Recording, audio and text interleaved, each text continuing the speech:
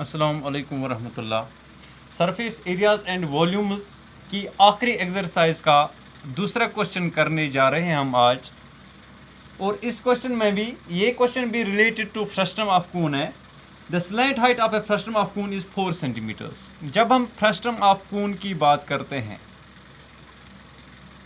तो slant height of frustum of cone is actually,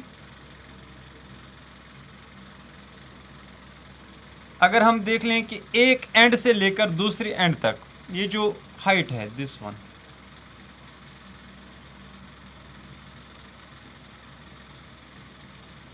अगर कून की देख लेते तो वहां से यहां तक, this is known as the slant height of the frustum of cone. ठीक इसी तरह से दो रेडियाई हमें दिए जाते हैं। One is the radius of the basal this area based circle, और दूसरा होता है जो अपर बेस होती है, अपर सर्कुलर बेस, उसका रेडियस। ठीक है, एक को हम R1 के तौर पर लेते हैं और एक को R2 के तौर पर लेते हैं। The perimeters of its circular ends are 18 centimeters and 6 centimeters. एक एंड का जो पेरीमीटर है दैट इज 18 सेंटीमीटर्स और दूसरे का है 6 सेंटीमीटर्स। ये पेरीमीटर्स दिए गए हैं, ठीक है ना। पेरीमीटर्स जिसको हम सर्कमफ्रेंस भी कहते हैं, क्योंकि सर्कुलर एंड्स होते हैं। और एक सर्कल का जो पेरीमीटर या सर्कमफ्रेंस होता है दैट इज 2πr। तो ये हमें दिया गया है 18 centimetres and 6 centimetres. Find the curved surface area of the frustum. तो ये क्वेश्चन आसान है, बस हमें सर्कमफ्रेंस में से r का वैल्यू निकालना है। तो फिलहाल आप ये शेप जहन में रखिए, हम आगे बढ़ेंगे।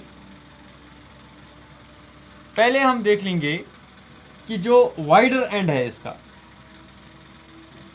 रेडियस ऑफ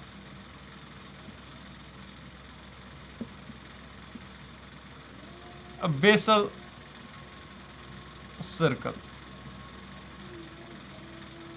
या लोअर बेस हम लिखें तो आसान रहेगा। लोअर बेस,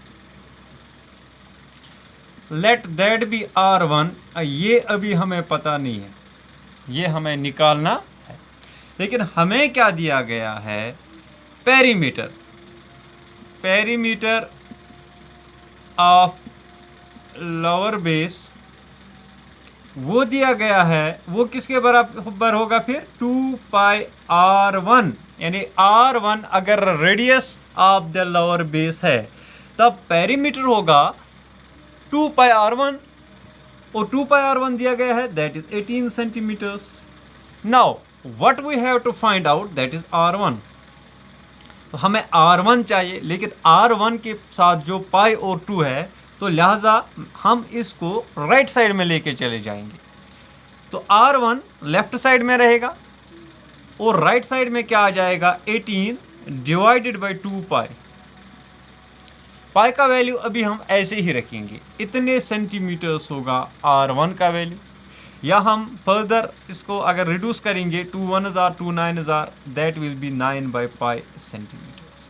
तो this is the radius of the wider side. जो बड़ा सर्कल है उसका रेडियस कितना है 9/π सेंटीमीटर्स। इसी तरह से अगर हम देख लें रेडियस ऑफ अपर बेस, यहाँ पे मैं अपर लिखूंगा और यहाँ पे R2। Radius of upper base let that be R2। वो कितना है अभी हमें पता नहीं है, लिहाजा हम निकालेंगे।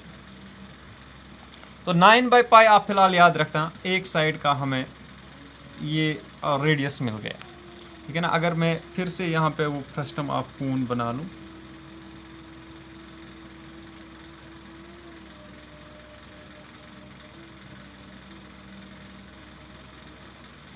तो जो रेडियस है यहाँ से यहाँ तक दैट इज़ 9/π सेंटीमीटर्स, और यहाँ से यहाँ तक अभी हमें पता नहीं है। Let that be R2। इसका मतलब क्या हुआ कि 2πr2 इसका वैल्यू कितना है 6 सेंटीमीटर्स, ये दिया गया है वहीं से क्वेश्चन में।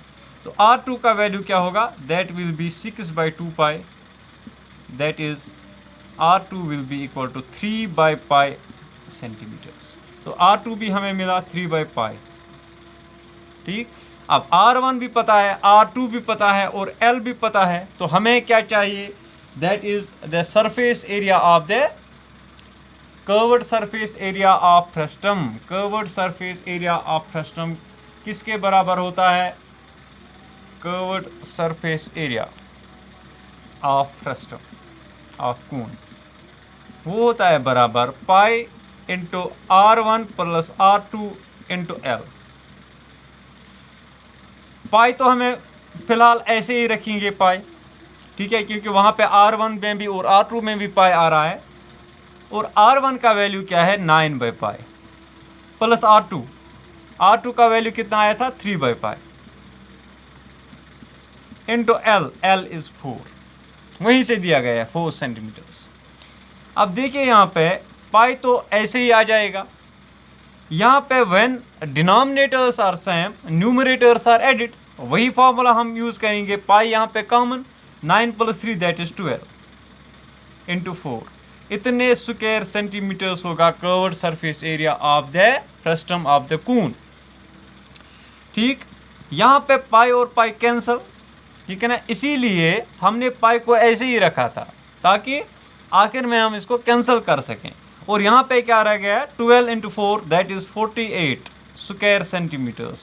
This is the curved surface area of the frustum of cone with having slant height of 4 centimeters and circumference of one circular end that is 18 centimeters and the circumference of the other end 6 centimeters.